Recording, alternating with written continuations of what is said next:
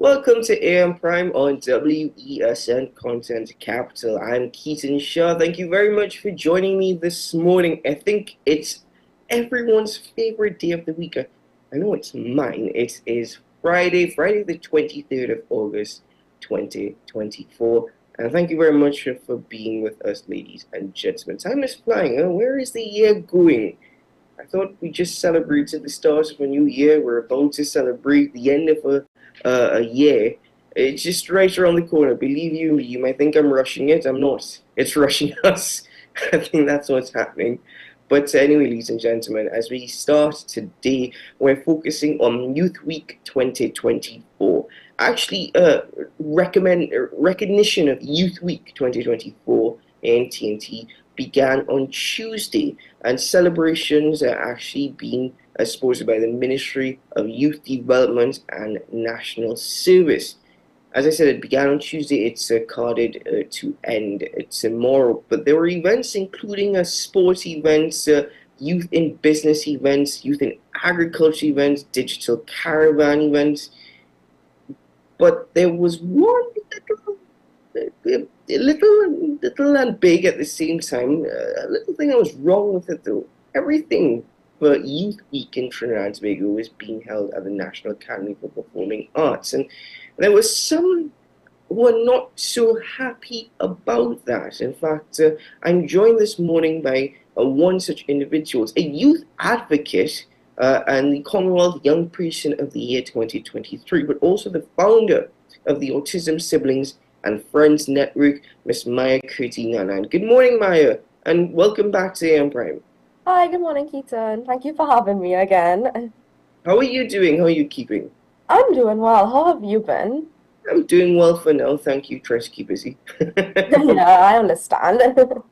For Maya, as I mentioned, Youth Week 2024, it began on Tuesday. It's ending tomorrow, and every day an event is taking place, being hosted by the Ministry of Youth Development and National Service. But you expressed a sense of dissatisfaction with the scheduling of the events. Please tell us a bit more about your position. Yes, so my main focus is on the fact that the Ministry of Youth organized Youth Week, right, to celebrate it. And out of these six events, only one of these events are in South. And that basically is my main issue as someone who is from Claxton Bay and who as someone who is the founder of an NGO who have youths from as far as Cedars, to as far as Dagomat and Balsina and so on. But, I'm focusing more on South and Central because we are the ones who are missing out on such great opportunities that the Ministry of Youth are hosting this week. Missing out on opportunities, you said. So you believe that the ministry has not been fair to young people of Trinidad and Tobago by focusing solely on West. I mean, the majority of the events are being held at the National Academy for Performing Arts in Port of Spain. You think that an injustice has been done? Yeah, I certainly think that, and the next issue as well is that the fact that the Ministry of Youth is organizing these events for youths, but they are also taking place from like 3 or 4 in the afternoon till 9 p.m. in the night. So, I think that that's just ridiculous. I mean, right now we have so many murders happening. People are afraid, parents are scared of their children, for them to travel. And the fact that they put these events in the nighttime, these events should be held during the day for youths, at convenient locations. And I wonder if the ministry was thinking, is it okay for people to be traveling at these hours? Because that's another thing. They didn't even provide transportation or even think to themselves, okay, maybe we can offer a shuttle service or so on for youths from these other rural areas or so on throughout the country to be able to have access to come and attend these events that they are hosting at Napa. Do you think, though, that the ministry has a responsibility to provide some sort of travel service when transportation already exists? And I mean, considering the state of crime, right? Like with the father and the 5-year-old girl that was murdered, and we have so many reckless things happening. Crime is happening almost every other day in this country. I think it is very important that the ministry should protect and have safety for our young people, especially when it comes to transportation, and especially since their parents may not be able to attend the events with them. I know that they stated that they wanted the parents to attend the events with them from around 4 to 9 in the night. But realistically speaking, our parents work from 8 to 4. Some of them even work town, so they have to face that traffic on a daily basis. So is it that the parent now have to go home to their child in South or Central and then go back up north? Is it that their child is now required to jump in a maxi or taxi and go meet them somewhere? You're not really thinking about the safety of young people. You see so many sexual assault cases that are probably not even heard about. And it's just really concerning for me as a young person because I know that even when I walk right on the side of the road trying to go buy food or something, men heckle me. So imagine for these other girls out there as well, how it may be for them. Mhm. But I hear you. So you're speaking about the importance of access to resources and opportunities for young people across TNT. But in reading of your position, you also use the term discrimination. You think that the Ministry of Youth Development is discriminating against youth from other parts of Trinidad outside of Western Trinidad? Yeah, I feel that way because they really didn't take us into consideration when they were organizing these events. And with regards to discrimination as well, I feel like they're not even taking the special needs population into consideration as well. Last year at Youth Awards, Minister Cummins said that he was impacted by the fact that someone who's visually impaired getting one of the awards and so on. But what are you also doing for them? I just think that, the ministry really messed up this time and they ignored all youths from Central and South.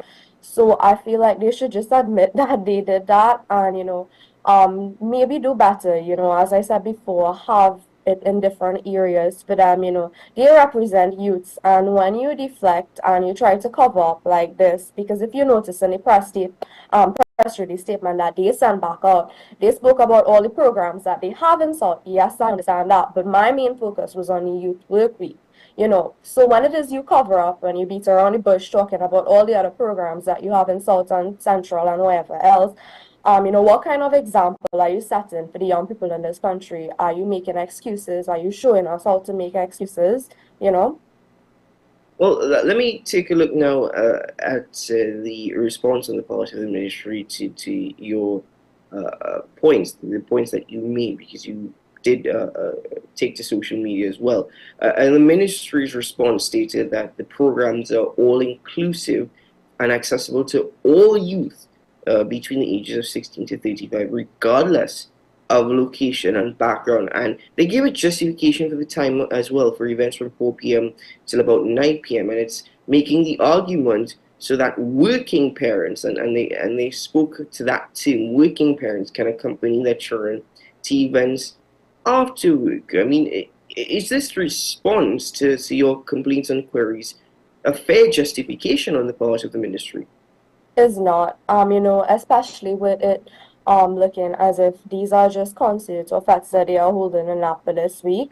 I feel like it could have been a bit more important where they organize, youth leadership workshops and motivational workshops for these youths, where they have proper talks and proper conversations, and where they are able to discuss their ideas and move forward. They can focus on areas that are really more important to the youth, like, how to access grants, how to start your own organization and build on that. Help them access funding and help them, strive to be better youths, not just focus on youths here in Trinidad, but, focus on things outside of Trinidad because there are so many opportunities out there. We just need the right guidance and support that can be given by the ministry if they put, a little bit better thought and consideration into the activity and events that they're hosting. Do you think that the ministry generally, though, provides that level of support or that level of guidance for youth in Trinidad? That's exactly what they are charged with.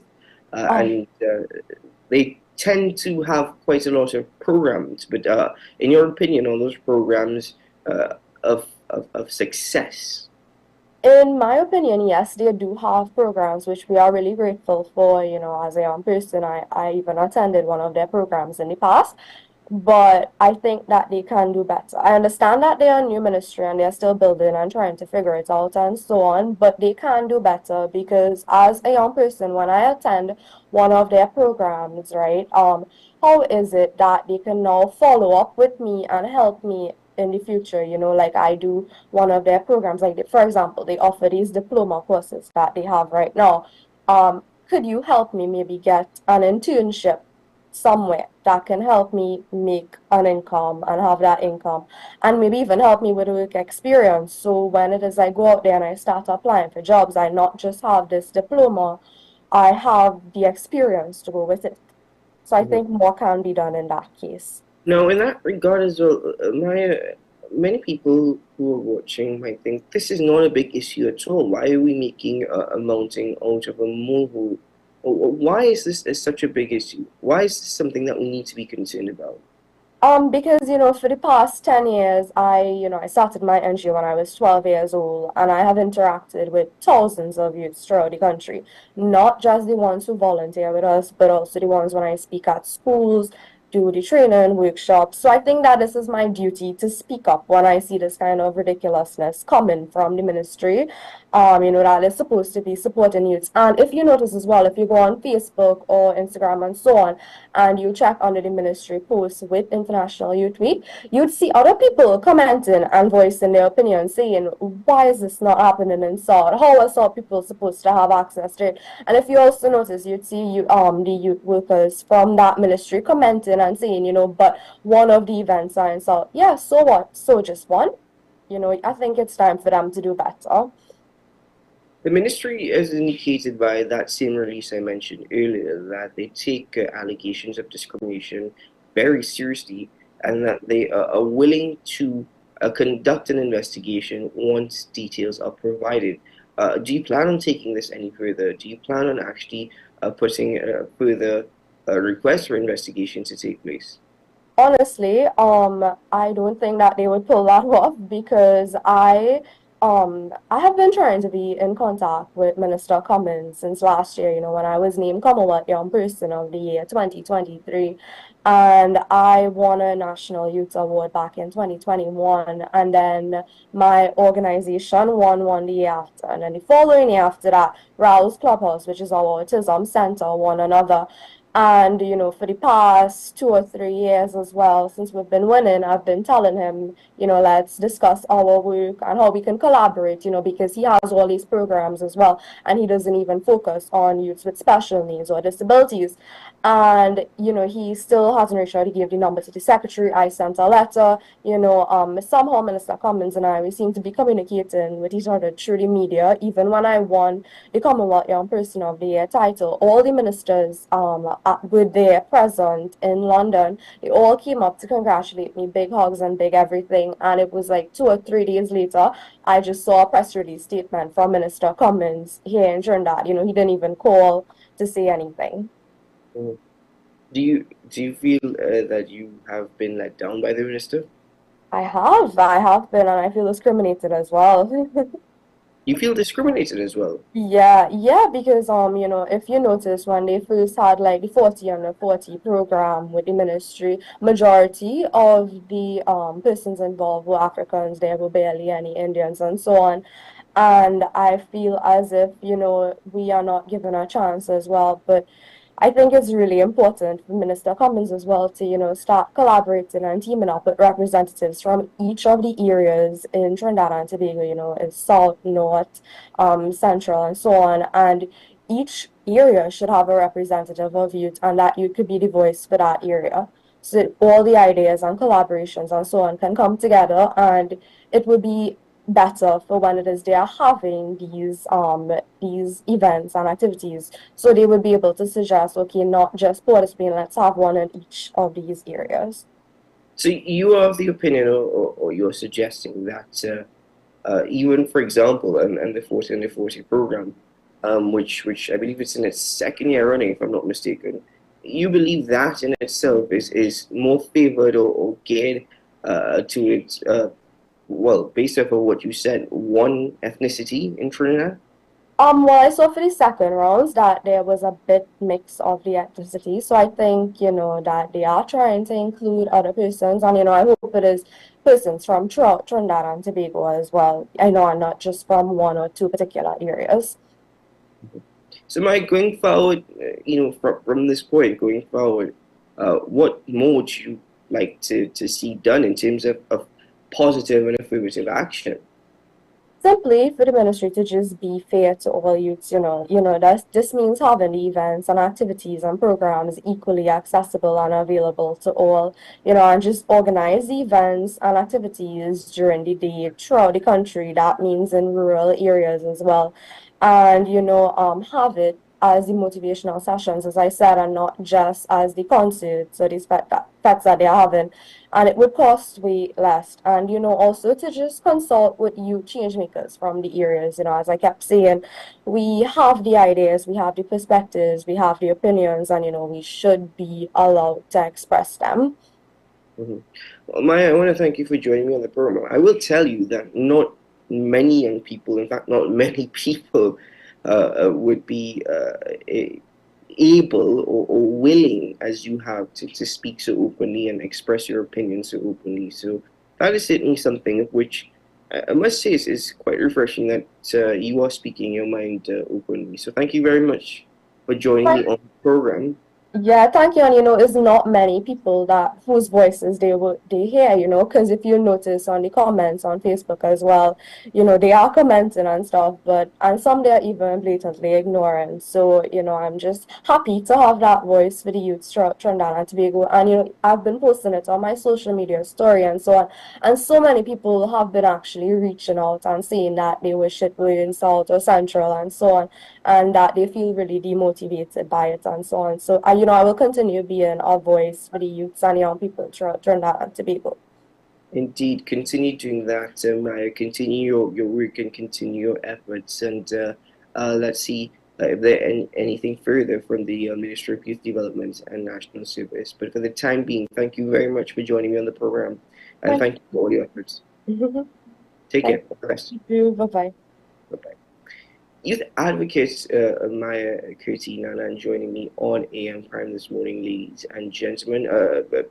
Not afraid to speak her true thoughts and opinions on the situation stemming from the Ministry of Youth Development and National Service. In respect to Youth Week 2024, I will be quite honest with you. I was rather surprised when I got the schedule because we did get an invitation to attend the opening at Napa earlier this week. Unfortunately, I was not in a position to attend, but when I did see the schedule, I was a bit taken aback that everything was taking place at Napa, considering that it's Youth Week 2024 on the part of the ministry. That being said, Maya has expressed her thoughts. The ministry has responded. They are willing to have a further investigation because, according to them, they take allegations of discrimination very seriously, whether or not that happens. Because, according to Maya, there have been youth as well who have been commenting on the situation via social media. So perhaps the ministry has enough evidence to have an investigation. But even in respect to discrimination in other areas on the part of the ministry, that's interesting indeed. That those allegations coming from Maya, but again, a young person speaking out, speaking their thoughts and opinions. I wonder who is listening. Ladies and gentlemen, let's take a break here on AM Prime, and when we return, we'll continue the conversations. We'll be right back.